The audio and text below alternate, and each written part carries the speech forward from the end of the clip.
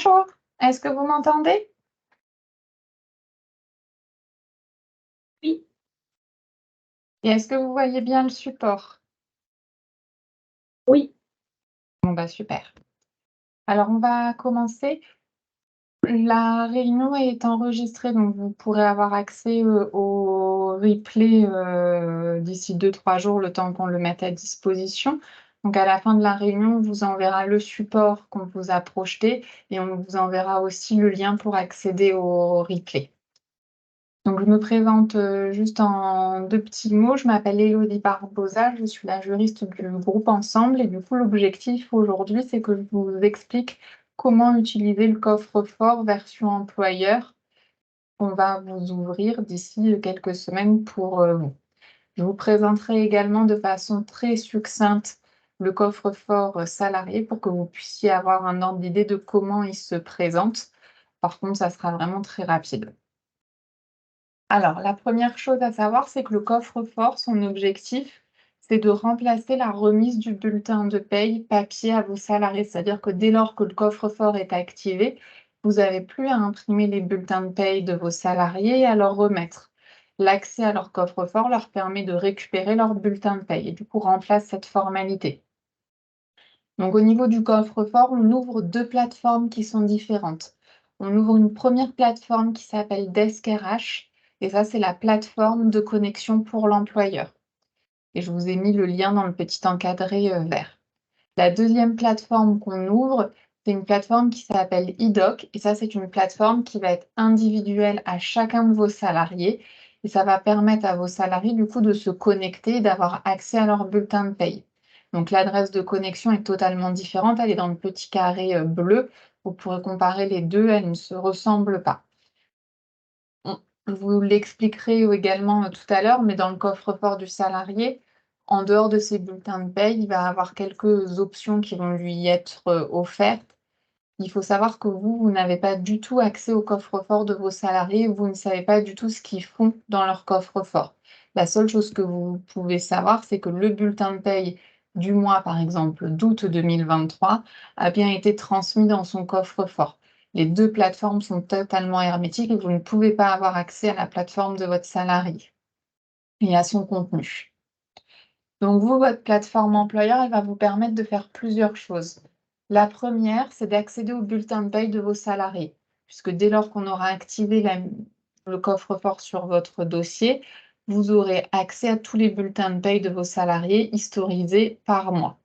Ça ne reprend pas l'historique, par contre, faites attention. C'est-à-dire que si on commence à déposer les bulletins de paye à partir du mois d'août, vous ne verrez que ceux à partir du mois d'août 2023 dessus. Vous ne verrez pas ceux de juillet. Ça va vous permettre également, si vous n'avez pas été mis en distribution automatique, je vous expliquerai ce que c'est, de façon plus approfondie après, de valider la distribution des bulletins de paye sur le coffre-fort de vos salariés. C'est ce qu'on appelle la distribution manuelle. On reviendra dessus, dans quelques minutes. Ça vous permet également de vous assurer que vos salariés ont activé leur coffre-fort, puisque nous, on va leur envoyer un lien de connexion, de première connexion. Par contre, les salariés, ils ont quand même une petite manipulation à faire pour ouvrir et finaliser leur coffre-fort. Et du coup, vous avez à un moment donné un visuel qui vous permet de voir si le salarié a été jusqu'au bout de la procédure ou si ce n'est pas le cas. Donc ça, c'est les 3 options que vous aurez, vous, sur votre coffre-fort d'office. Après, il faut savoir que si un jour vous voulez aller plus loin dans la dématérialisation, on peut également mettre en place la signature électronique des documents. Ce qui vous permet, par exemple, demain, quand vous avez une note de service, au lieu d'aller la remettre papier à vos salariés et de faire le tour pour avoir les signatures, de les envoyer sur le coffre-fort pour que ça arrive sur les coffres-forts de vos salariés et qu'ils vous signent électroniquement le document. Ce qui a du coup la même valeur qu'une signature manuscrite, hein, parce que du coup, il y a des codages qui sont faits dessus. Et donc ça vous permet du coup de dématérialiser pas mal de documents. Je vous parlais des notes de service, mais ça pourrait être le cas également des soldes de tout compte ou d'autres, documents. Au niveau de la mise en place, quand on est en envoi automatique, comment ça va se passer? La première étape, c'est votre gestionnaire de paye qui va créer votre plateforme Desk RH. Donc, vous allez recevoir un mail avec votre identifiant et on va vous demander de valider votre première connexion à la plateforme d'SKRH. Votre gestionnaire de paye, en même temps, il va vous envoyer une note de service. Cette note de service, elle est à destination de vos salariés. L'objectif, c'est de leur expliquer la mise en place du coffre-fort. Elle va en annexe de la note de service, ils ont également quelques impressions écran pour savoir comment activer leur espace lors de la première connexion et ils ont quelques impressions écran aussi sur comment utiliser leur espace. Dans la note de service, dans tous les cas, on leur propose, s'ils le souhaitent, de s'inscrire à des web présentations comme celle qu'on vous fait là aujourd'hui à vous, qui leur sont destinées, où on leur montre comment activer leur espace et comment l'utiliser de façon approfondie. Cette note de service, elle va comprendre une liste d'émargement. Ça va vous permettre de faire émarger vos salariés pour attester qu'ils ont été informés de la mise en place du coffre-fort. Et ça va vous permettre aussi, dans les sociétés où vous n'avez pas d'adresse mail pour tout votre personnel, de collecter des adresses mail personnelles. Puisque pour envoyer ce premier lien de connexion, j'ai besoin d'une adresse mail. Ça peut être une adresse professionnelle ou personnelle, peu m'importe, mais en tout cas, j'ai besoin d'un moyen de communication informatique avec votre salarié. Donc, quand on a des adresses mail professionnelles pour tous les salariés, on ne s'embête pas, hein. On envoie sur les mails professionnels des salariés. En plus, ça évite du coup cette charge de travail liée à la collecte des emails personnels. Et puis, vous avez des salariés qui n'ont peut-être pas forcément envie de vous donner leurs emails personnels. Mais après, si vous n'avez pas d'email professionnel pour tout le monde, du coup, on va être obligé à un moment donné de récupérer cet email personnel. On insistera, enfin, quand on est sur les web présentations des salariés, on leur explique bien qu'il y a pas d'impact sur l'email qu'on va utiliser pour cette demande de première connexion. Parce que le principe du coffre-fort, c'est que le salarié y ait accès à vie. Donc même après un éventuel départ de votre société. Donc c'est pas forcément logique de lier son coffre-fort à son mail professionnel, puisque la logique, c'est que potentiellement, vous pouvez un jour quitter l'entreprise alors que vous êtes censé toujours continuer à avoir accès à votre coffre-fort. Donc normalement, l'idée, c'est quand même de lier son coffre-fort à un mail personnel. Après, ça a pas d'impact. C'est pas parce que moi, j'envoie le lien de connexion sur l'email professionnel que le coffre-fort est lié à ce mail professionnel.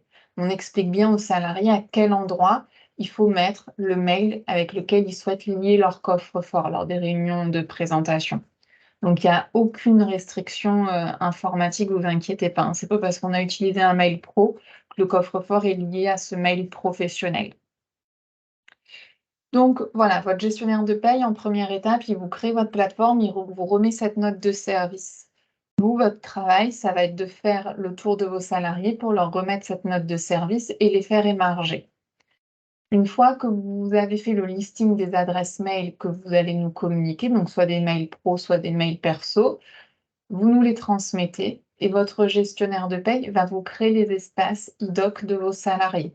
Vous, en tant qu'employeur, vous n'avez rien à faire à part activer votre espace personnel d'SKRH. On ne vous demande pas de vous amuser à créer les espaces des salariés. Vous verrez quand vous vous connectez la première fois que si vous souhaitez, vous pouvez effectivement les créer. Mais c'est perdre votre temps parce que nous, on va le faire par des exports de fichiers informatiques. Donc, on ne va pas s'amuser à écrire les noms et les prénoms, les numéros de sécu de vos salariés à la main.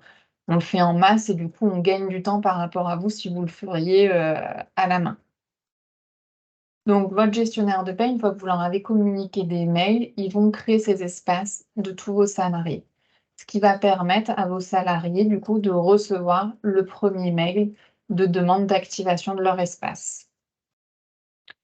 Donc après, c'est vos salariés qui vont activer leur espace, ça c'est leur travail, c'est pas le vôtre non plus. Une fois que cette étape-là est faite, il va y avoir les premiers bulletins de paye qui vont être déposés sur le coffre-fort. Donc vous allez devoir valider les bulletins de paye de vos salariés sur nos applications. Une fois que vous avez validé les bulletins de paye, votre gestionnaire de paye va envoyer les bulletins de paye de vos salariés aussi bien sur votre coffre-fort à vous d'SKRH que sur les coffres-forts de vos salariés IDOC. En une manipulation, il va faire la délivrance sur les deux coffres-forts.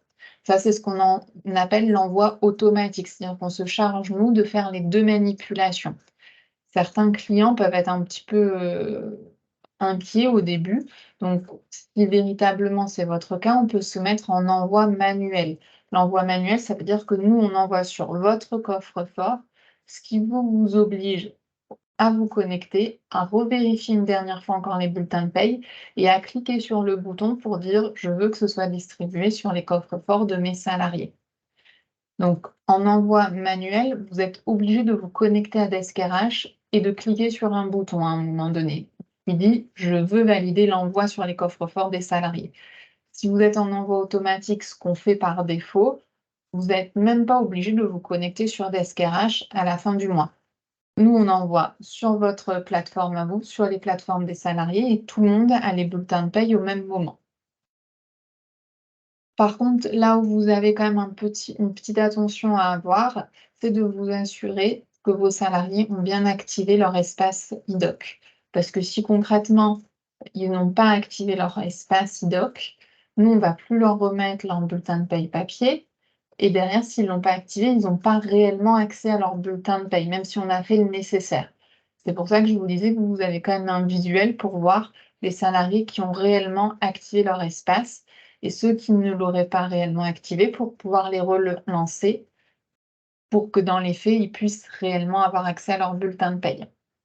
Donc là, vous avez la page de présentation de votre plateforme IDOC. Là, donc c'est un dossier test qui s'appelle Vivre au soleil. Donc quand vous vous connectez, vous avez ce visuel-là. Le visuel, il peut être un peu plus complet si vous avez mis en place la signature électronique des documents, puisque forcément, j'ai des options en plus sur votre plateforme. Donc quand vous vous connectez, vous avez un visuel un petit peu synthétique où on vous dit, par exemple, dans l'encadré violet, 60 publipostages, c'est-à-dire que là, on a envoyé 60 fois des bulletins de paye sur votre espace. Une organisation, ça signifie que là, on a rattaché à votre plateforme qu'une seule structure juridique. Si vous avez 3 sociétés différentes, on ne va pas vous créer 3 plateformes différentes avec 3 identifiants différents, avec 3 mots de passe différents. On va vous rattacher les 3 sociétés à la même plateforme pour éviter que vous ayez des mots de passe dans tous les sens. Donc c'est notamment à cet endroit-là où au lieu d'avoir une organisation, vous verrez qu'il y a marqué 3 organisations et je vais vous montrer après comment on peut changer, pour aller d'une société à une autre. Donc là, vous avez un visuel qui est un peu plus complet. En fait, sur le menu à gauche, vous voyez qu'en plus, j'ai parapheur, masque d'extraction, parce que là, c'est un espace où j'ai du coup de la signature électronique.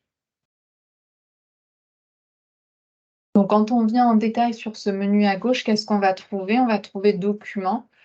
Documents, ça va vous permettre d'aller consulter tous les bulletins de paye qu'on aura déposés au fil des mois. Donc, si un jour, par exemple, on est en décembre 2023, vous avez besoin d'aller regarder un bulletin de paye d'août 2023, vous allez sur Documents et vous remontez à août pour trouver vos bulletins de paye du mois d'août. Salariés, en dessous, ça va vous permettre de consulter du coup vos salariés et c'est notamment à cet endroit où vous pourriez créer des fiches salariés et notamment des espaces SIDOC. Donc ça, c'est ce que je vous disais au tout début, vous n'avez pas à vous en occuper, ça c'est nous qui nous en occupons à votre place. Parapheur, ça, ce qui vous permettrait, si jamais il y a de la signature électronique, bah, de faire signer des documents, que ce soit des contrats de travail, des soldes de tout compte ou des notes de service à vos salariés. Et ça en est pareil pour Publipostage et masque d'extraction, ça vous permet du coup de faire de la signature électronique si vous en aviez besoin. Tout en haut à droite, vous avez un autre petit menu où il y a marqué «Connecter à». Tout à l'heure, il y avait marqué «Vivre au soleil».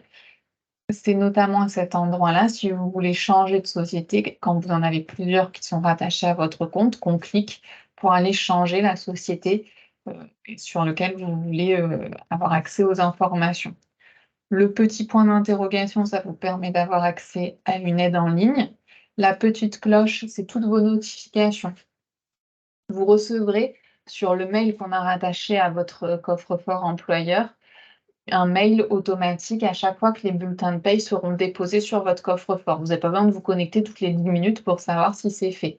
Dès lors que les bulletins de paye sont arrivés sur votre coffre-fort, vous recevez un mail en venant dire vous avez vos bulletins de paie qui ont été mis à disposition. Donc ces mails qui arrivent sur votre boîte mail, bah, vous le retrouvez aussi au niveau des notifications de la petite cloche.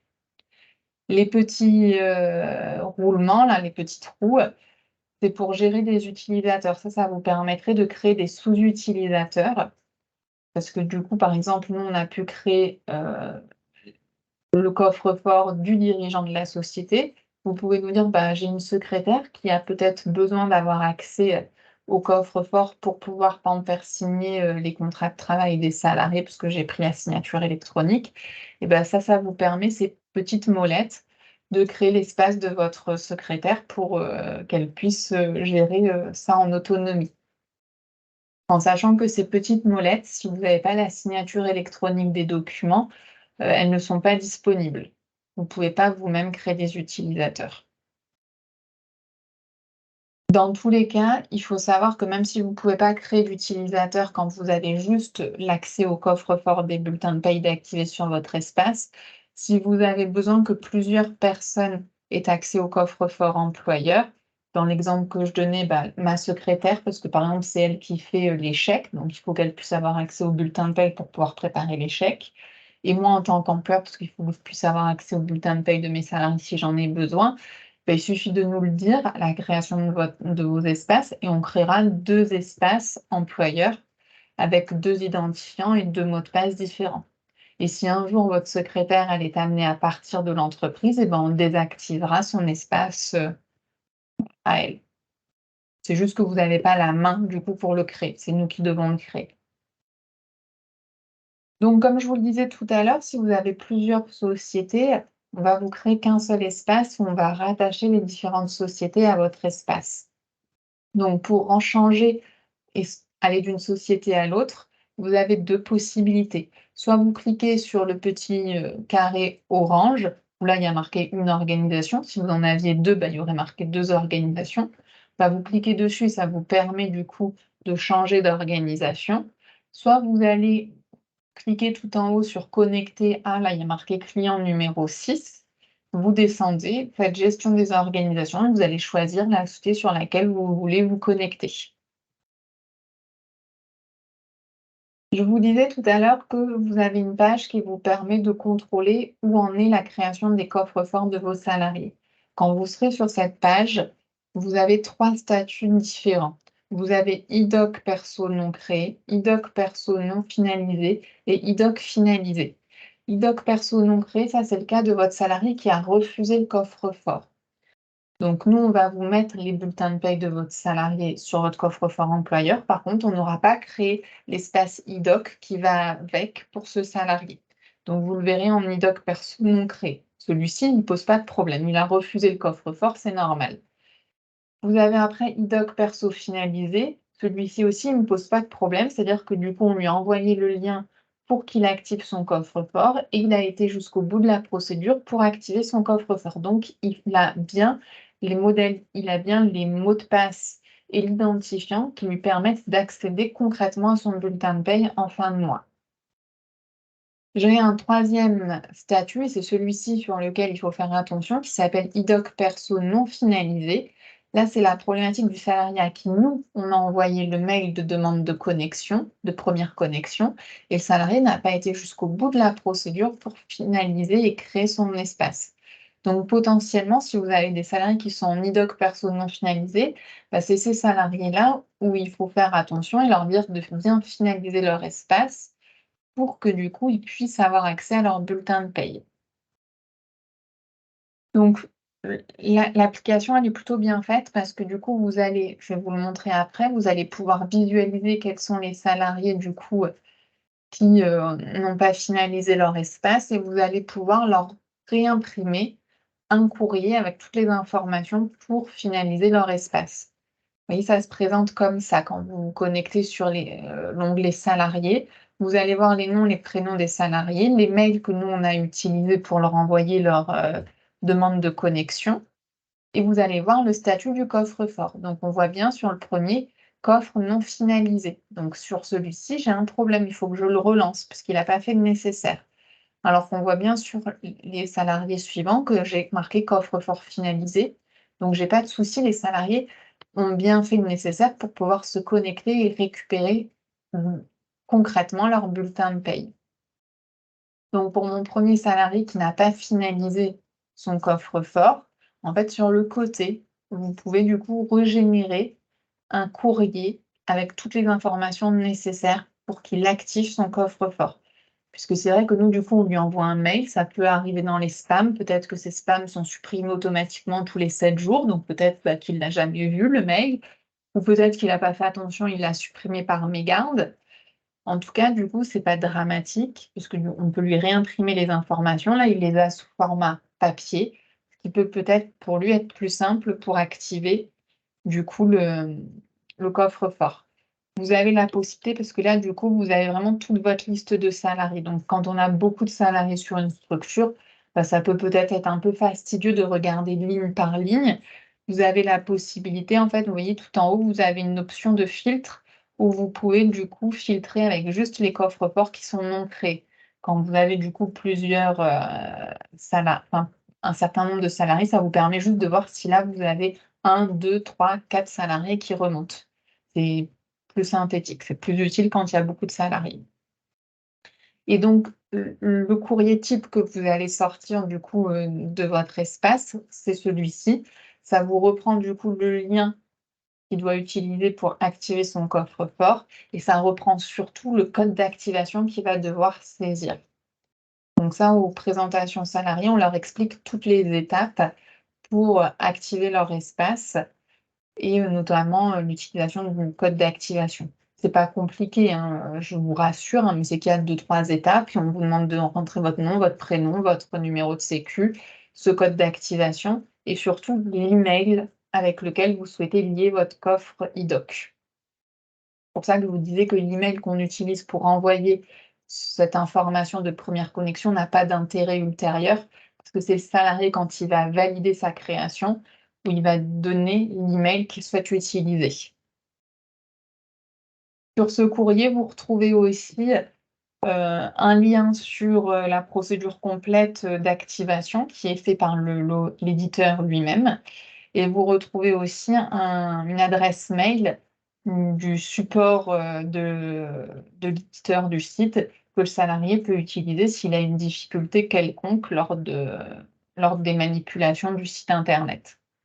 Il faut savoir que votre salarié, c'est important, je vous disais que vous n'avez pas de visuel sur son espace e-doc. Vous ne savez pas ce qu'il fait dessus et vous ne pouvez pas, vous connecter en son nom pour essayer de résoudre une difficulté qu'il vous expliquerait, avoir. Si votre salarié a une difficulté, soit c'est une question d'ordre générique et du coup, nous, forcément, on sait utiliser les coffres-forts et on est capable de vous répondre. Mais si c'est vraiment une question qui est, un blocage technique sur son coffre-fort pour X ou Y raison, aussi bien vous que nous n'avons pas la main puisque c'est des choses qui sont personnelles et qui sont protégées. Donc, la seule possibilité qu'a le salarié, s'il a une difficulté, c'est de contacter le support, notamment avec cette adresse mail que vous retrouvez ici. Donc, quand vous vous connectez aussi sur votre espace, vous pouvez voir où en est la distribution des bulletins de paye de vos salariés. Vous avez plusieurs statuts qui sont possibles. Vous avez en attente de validation. Là, c'est dans le cas où on est sur un publipostage qui est manuel. Je vous le disais, à ce moment-là, c'est à vous de vous connecter à la fin de chaque mois, de revoir une dernière fois les bulletins de paye et de cliquer sur le bouton Valider les bulletins de paye. Si vous êtes en publipostage automatique, vous n'aurez jamais ce statut-là, puisque nous, quand on valide l'envoi sur votre coffre-fort, on valide aussi l'envoi sur le coffre-fort des salariés, donc il n'y a pas d'étape qui s'appelle en attente de validation. En erreur, là, ça veut dire que votre gestionnaire de paye a envoyé les bulletins de paye sur les coffres-forts, mais que pour X ou Y raison, il y a eu un problème de connexion entre les plateformes et du coup, il faut juste relancer le dépôt. En cours de distribution, ça, c'est le temps, que, les sites se synchronisent puisque votre gestionnaire de paye, par exemple, il va cliquer sur le bouton à 10h01. Bon, c'est pas si vous avez beaucoup de salariés, peut-être qu'à 10h02, vous l'aurez pas encore sur vos coffres-forts, les bulletins de paye. Ça va peut-être arriver à 10h05. Donc sur ce laps de temps, vous aurez marqué «en cours de distribution». C'est-à-dire que nous, on a envoyé le dépôt et pendant les quelques minutes pour que les bulletins de paye se régénèrent sur votre espace, vous avez l'information que c'est en cours de distribution. Finalisé, ça signifie que les bulletins de paye sont bien arrivés sur votre coffre-fort à vous et ainsi que sur tous ceux de vos salariés qui ont activé leur coffre-fort. Refusé, ça serait dans le cas où on serait sur un publipostage qui est manuel. Bah, je vous disais, il faut cliquer sur le bouton pour dire que vous acceptez que ce soit déposé sur les coffres-forts de vos salariés. Sauf que vous avez aussi le bouton qui est le pendant en disant bah, que vous refusez pour X ou Y raison, parce qu'en fin de compte, vous avez par exemple oublié que vous vouliez donner à un de vos salariés une prime et du coup, elle n'apparaît pas sur le bulletin de paie de votre salarié. On en a fini avec la présentation de l'espace employeur. Est-ce que vous avez des questions?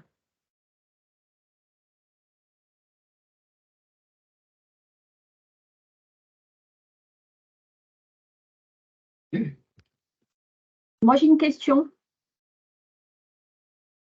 Allô? Oui, Oui. Si, quand on paramètre un envoi en automatique, du coup, et pas en manuel, à partir du moment où le gestionnaire de paye clique sur envoi vers le coffre-fort et qu'après, donc, les bulletins sont reçus, si toutefois l'employeur nous fait faire une rectification, ça va renvoyer un autre bulletin. Il n'y aura pas marqué annule ni rien, ce sera un non, deuxième bulletin. On est d'accord? tout à fait. Il y aura 2 bulletins de paie sur le coffre-fort du salarié. C'est avec l'eurodatage que ça nous permet de savoir quel est le dernier bulletin de paie et quel est le bon.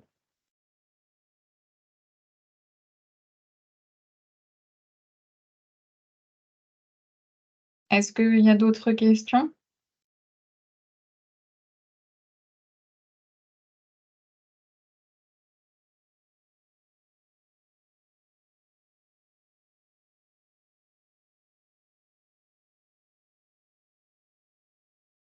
Alors, je vais vous montrer rapidement du coup l'espace du salarié pour que vous sachiez du coup à quoi il ressemble et quelles sont les fonctionnalités aussi de cet espace-là, pour que du coup vous en ayez déjà entendu parler si jamais vous avez un salarié qui vous évoque la question.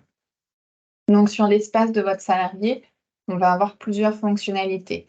La première, ça va être forcément de récupérer ses bulletins de paye et à chaque fois qu'un bulletin de paye va être déposé sur son coffre-fort, il va recevoir du coup comme vous une notification sur le mail qu'il a lié à son coffre-fort pour venir dire qu'il a un nouveau bulletin de paye qui a été déposé dedans. Ça, c'est la fonctionnalité que nous, on agrémente nous-mêmes. Après, il va avoir d'autres fonctionnalités qu'il va utiliser et où on n'aura pas de visuel sur ce qui se passe dessus. La première fonctionnalité, c'est ce qu'ils appellent le collecteur. Ça va permettre à votre salarié de faire le lien avec d'autres sites internet, par exemple le site internet des impôts, pour que dès lors que sa nouvelle déclaration, son nouvel avis d'imposition arrive sur son site internet des impôts, bah, de facto soit également dupliqué dans son coffre-fort. Donc vous pouvez le faire avec plein de sites internet, hein. Là, je vous ai mis impôts, électricité et dans la présentation des salariés, on leur montre notamment le lien avec le site Amazon ou Asos. Donc voilà, même sur des sites de commerce à distance, ça fonctionne. Le salarié va aussi pouvoir faire des partages de documents qui sont dans son coffre-fort.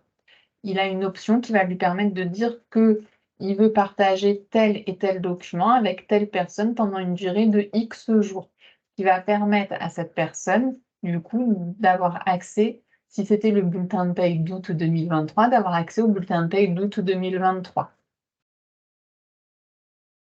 Si jamais vous, en tant qu'employeur, vous voulez qu'il signe électroniquement des documents, bah, bien évidemment, il va avoir la possibilité, quand vous allez lui envoyer un document à signer, bah, de signer électroniquement le document. Donc ça, par contre, c'est pas d'office sur vos espaces. Quelles sont les particularités aussi de l'espace de vos salariés? C'est que ces espaces sont accessibles, comme c'est le cas pour vous, hein, je n'ai pas insisté dessus, mais c'est des espaces qui sont accessibles via internet. C'est-à-dire que quel que soit l'endroit où vous vous situez sur la planète, vous y avez accès dès lors que vous avez une connexion internet et que vous connaissez votre identifiant et votre mot de passe de connexion.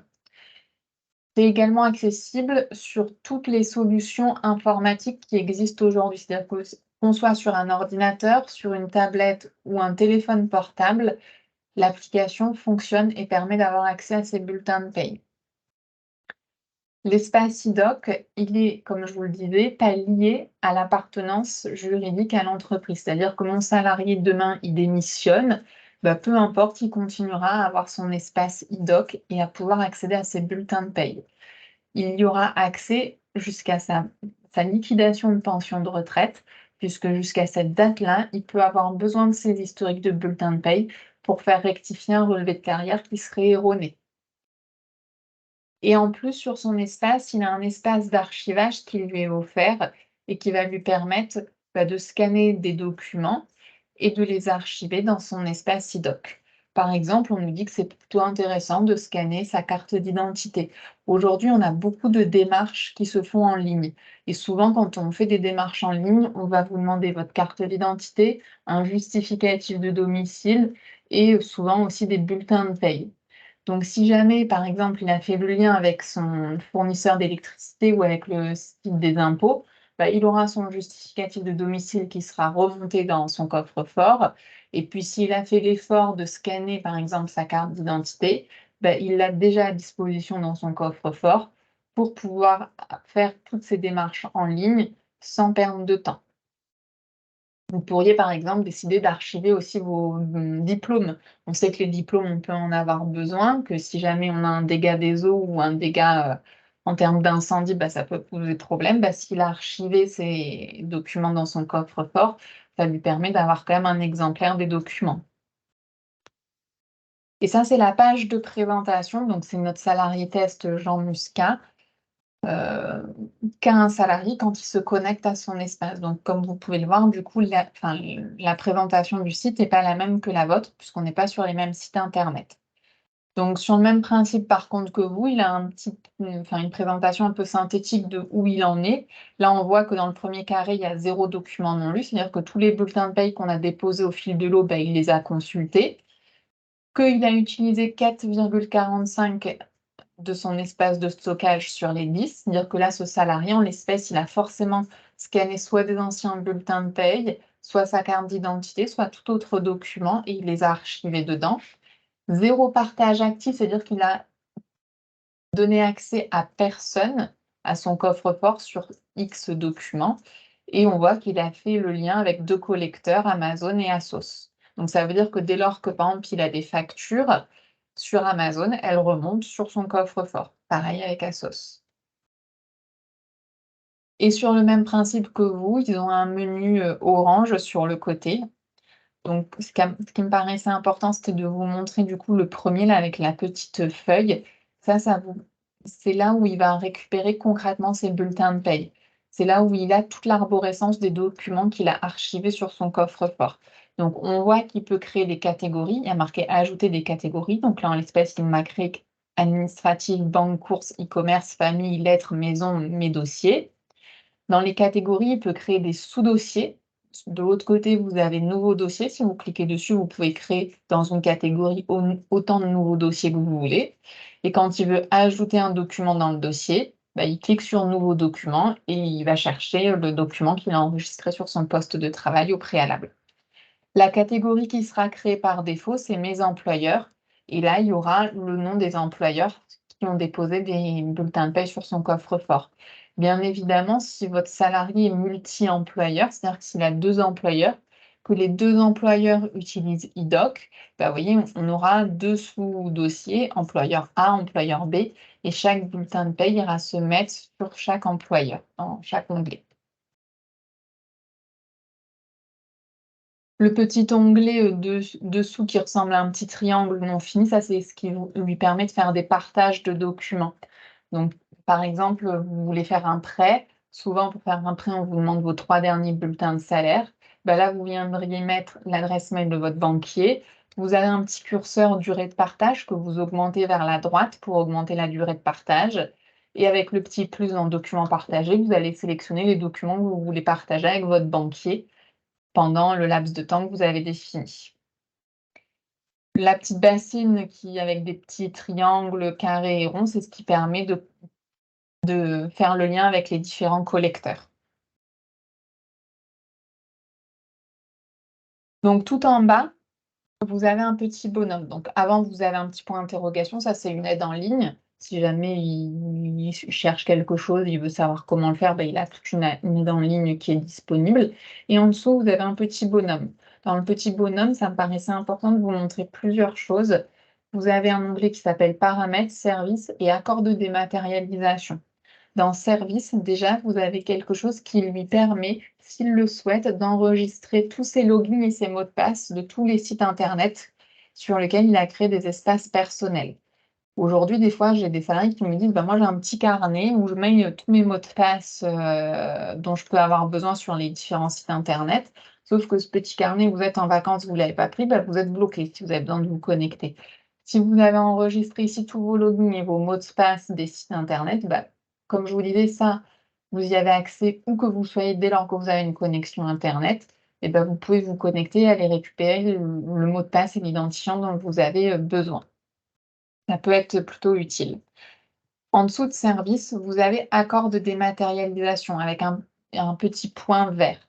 Ça, c'est le cas du salarié qui a accepté du coup qu'on mette ses bulletins de paie sur le coffre-fort. Vous pouvez avoir un salarié qui accepte. Dans 6 mois, pour X ou Y raison, il dit: «Bah, ça me plaît pas, honnêtement, je préfère avoir mon bulletin de paie papier». Il peut venir ici me changer la petite bulle verte en petite bulle rouge pour venir dire qu'il refuse désormais la dématérialisation de ses bulletins de paie. Par contre, quand il va vouloir faire ça, on va lui demander le code de signature. Le code de signature, je ne sais pas si vous visualisez encore le courrier, heu, d'activation de l'espace du salarié. Si vous voulez, je peux vous le remettre, à l'écran. Dessus, il y avait un code, vous voyez, code d'activation. En fait, c'est ce code-là. Donc idéalement, ce code, il faut le conserver. Ce qui vous permet, du coup, si jamais vous voulez changer votre accord sur la dématérialisation, d'aller le remettre ici et de désactiver, du coup, votre dématérialisation des bulletins de paie. Dans tous les cas, vous ne l'avez pas conservé, c'est pas dramatique. C'est juste que ça va vous prendre 5 minutes de plus puisqu'il va falloir cliquer sur code de signature oublié et ça va renvoyer un nouveau code de signature sur le mail auquel vous avez, qui est lié à votre coffre-fort. Donc c'est juste que ça vous prend quelques minutes de plus. Dans paramètres, vous avez quelque chose qui est important, c'est la possibilité de modifier l'adresse mail qui est rattaché à votre coffre-fort. Je vous le disais, la logique du coffre-fort, c'est de le rattacher à son mail personnel, puisqu'on l'optique, c'est qu'on y a accès ad vitam aeternam jusqu'à sa retraite. Le salarié n'a pas réfléchi, il l'a lié à son mail professionnel. Bon, il démissionne, donc il comprend que, il va falloir peut-être faire des changements s'il continue à avoir il souhaite continuer à avoir accès à son coffre-fort et c'est pas dramatique parce que du coup, il va dans paramètres, vos informations et là, il peut changer son mail professionnel par son mail personnel. Ça peut être le cas aussi d'un changement de mail personnel. Vous aviez un fournisseur internet SFR, vous avez une adresse mail SFR, vous passez chez Orange, ils vous donnent une nouvelle adresse mail Orange. Bah, vous voulez, actualiser votre adresse mail, vous allez dans paramètres, vos informations et vous changez votre mail. Ça, c'est important que ce soit à jour parce que si jamais un jour vous avez un problème sur votre espace, c'est votre moyen de communication avec le prestataire idoc parce que du coup, pour vérifier votre identité, il utilise cette adresse mail-là. Donc si vous n'y avez plus accès, ça complique quand même un petit peu les choses. Donc ça, c'est notamment l'impression écran que vous retrouvez dans la notice, vous savez, je vous avais dit qu'on vous remettait une note d'information avec quelques, impressions écran de comment activer son espace, comment l'utiliser. Donc ça, c'est notamment une des impressions écran que vous retrouvez dans cette notice où on réexplique aux salariés si jamais ils ont besoin de changer leur adresse mail, qu'il y a pas de souci, il faut juste aller dans paramètres, vos informations et le modifier. Si vous avez fait attention, juste en dessous, il y a marqué s'identifier avec France Connect. Ça peut vous permettre, si vous l'activez, de vous identifier avec un identifiant et un mot de passe d'un autre site internet. Vous avez souvent en référence le site de la sécurité sociale, des impôts ou l'identité numérique de la poste. En fait, si vous, du coup, vous l'activez, quand vous allez vouloir vous connecter sur votre espace idoc en tant que salarié, ça vous permet soit d'utiliser l'identifiant et le mot de passe propre à l'idoc, soit de venir dire que vous voulez vous connecter avec les identifiants d'un autre site internet et d'aller mettre du coup les identifiants de ce site internet. Ça peut être utile quand vous connaissez par exemple par cœur votre identifiant et votre mot de passe d'un site internet. Une chose importante qui vous concerne vous en tant qu'employeur, dans le coffre-fort, nous n'allons mettre que les bulletins de paye de vos salariés si vous n'avez pas pris d'option pour la signature électronique. Ça signifie que demain, vous avez un salarié qui sort, vous avez l'obligation d'imprimer son solde de tout compte, son certificat de travail, son attestation Pôle emploi et de lui remettre papier. Pourquoi? Parce que sur ces documents, il faut une signature de l'employeur et si vous nous avez pas demandé d'activer la signature électronique de votre espace, bah forcément, je ne peux pas avoir de signature sur ces documents si je les envoie sur le coffre-fort. Donc s'il n'y a pas de signature électronique, il faut penser à imprimer ces 3 documents et à les remettre à votre salarié quand il part. Par contre, si vous nous avez du coup demandé d'activer la signature électronique, bah, il n'y a pas de souci. Du coup, nous, on vous fait signer électroniquement les documents et ils peuvent être déposés sur le coffre-fort de vos salariés. Il n'y a plus besoin de les imprimer, de les remettre manuellement. On avait fini la présentation. Est-ce que vous avez des questions?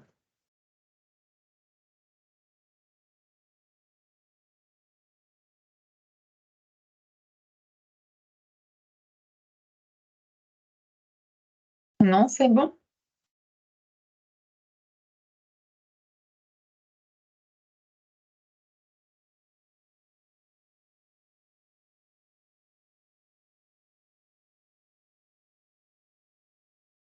Bon, bah, du coup, je ne vais pas vous garder plus longtemps. D'ici la fin de la semaine, vous recevrez le support de présentation. Vous enverrez aussi le lien pour accéder au replay de ce qu'on vient de dire. Et puis, si jamais vous avez des questions qui vous viennent a posteriori, dans tous les cas, vous avez mon mail, donc vous pouvez me poser toutes les questions qui vous viendraient. Je vous souhaite une bonne journée.